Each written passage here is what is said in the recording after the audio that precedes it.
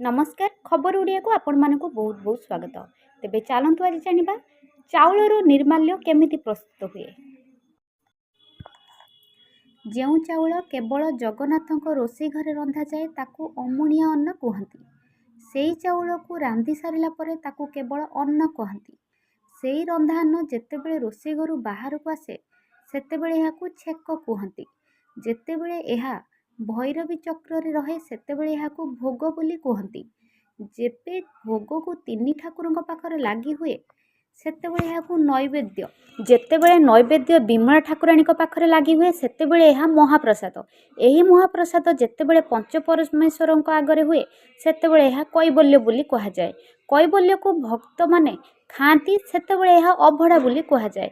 ଅଭଡ଼ାର ଯେକୌଣସି ଛଡ଼ା ଯାଇଥିବା ଅଂଶକୁ ଶୁଖାଇ ରଖିଲେ ତାହା ନିର୍ମାଲ୍ୟ ବୋଲି କୁହାଯାଏ।